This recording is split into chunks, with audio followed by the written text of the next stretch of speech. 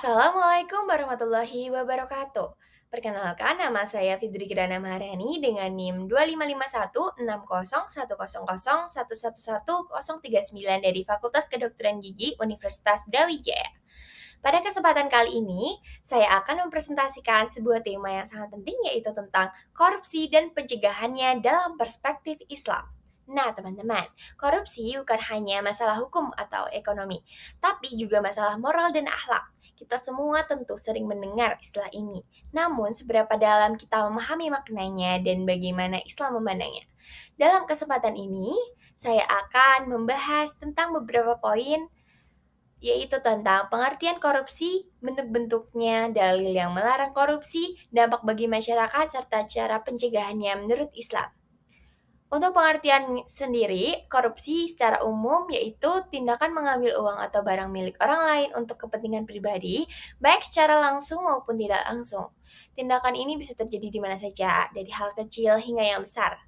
Nah, dalam kehidupan sehari-hari, korupsi bisa muncul dalam bentuk yang sederhana. Misalnya, uang yang seharusnya digunakan untuk membeli buku pelajaran malah dipakai untuk keperluan pribadi. Nah, ini tidak boleh ya, teman-teman.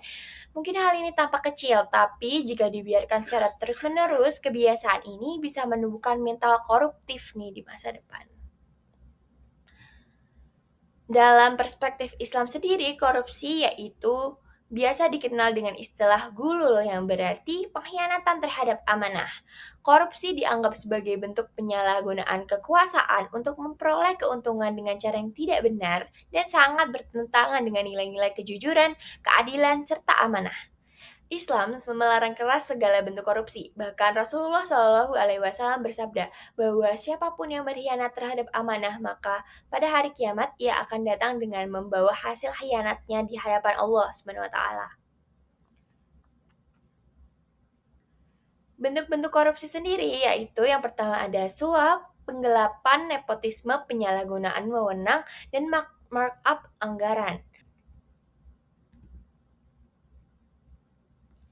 Dalil Al-Quran tentang larangan korupsi yaitu ada pada Quran Surat Al-Baqarah ayat 188 yang artinya, dan janganlah kamu memakan harta di antara kamu dengan jalan yang batil, dan janganlah kamu membawa urusan harta itu kepada hakim, supaya kamu dapat memakan sebagian harta orang lain dengan jalan dosa padahal kamu mengetahui.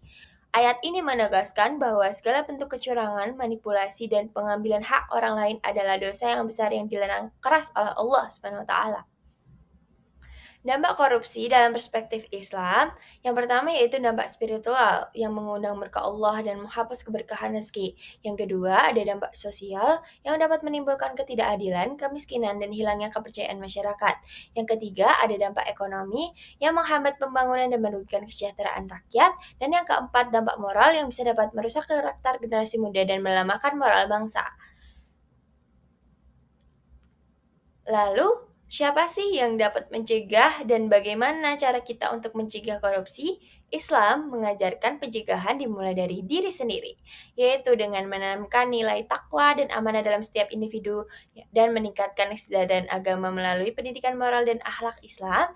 Dapat membangun budaya malu terhadap dosa dan pengkhianatan. Dan yang keempat yaitu membiasakan kejujuran sejak dini, bahkan dalam hal-hal yang kecil.